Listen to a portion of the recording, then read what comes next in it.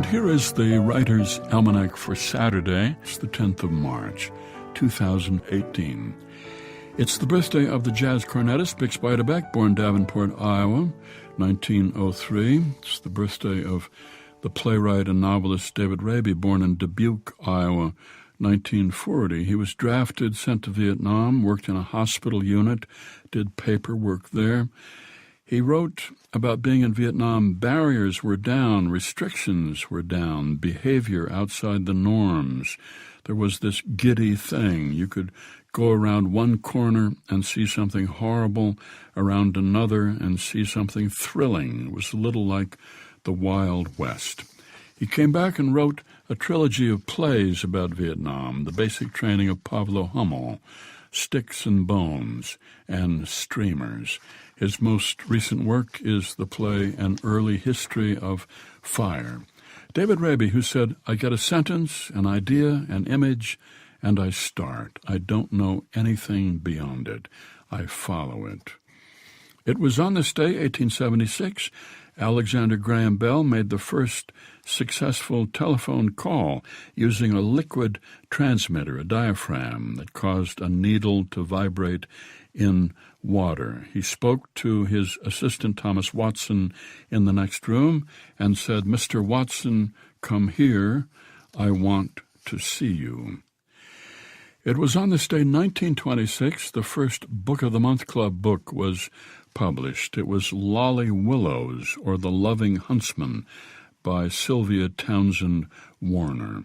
When the club started out in 1926, they had 4,000 subscribers. They grew to 550,000 by 1946 and peaked in 1988 with 1.5 million subscribers. And then the Internet came along, and the big chain bookstores spelled the eventual decline of the Book of the Month Club. Here's a poem for today by Jeffrey Harrison, entitled A Drink of Water.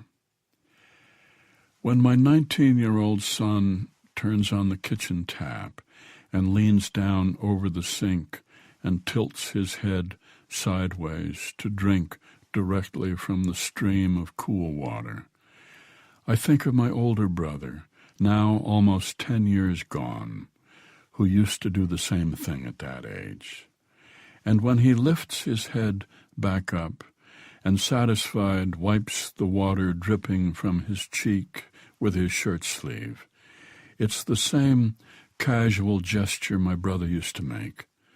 And I don't tell him to use a glass the way our father told my brother, because I like remembering my brother when he was young, decades before anything went wrong. And I like the way my son becomes a little more my brother for a moment through this small habit born of a simple need, which natural and unprompted ties them together across the bounds of death and across time, as if the clear stream flowed between two worlds and entered this one through the kitchen faucet, my son and brother, drinking the same water. A poem by Jeffrey Harrison, A Drink of Water, from his collection Into Daylight, published by Tupelo Press and used by permission here on the Writer's Almanac, supported by Progressive Insurance with its Apron Project, celebrating progress and the people who make it happen, and by Lumosity, introducing a 10-minute fit test to challenge memory, attention, and problem-solving to calculate baseline scores. Learn more at lumosity.com. Produced by Joy Biles, assisted by Teresa Burgess. Be well, do good work, and keep in touch.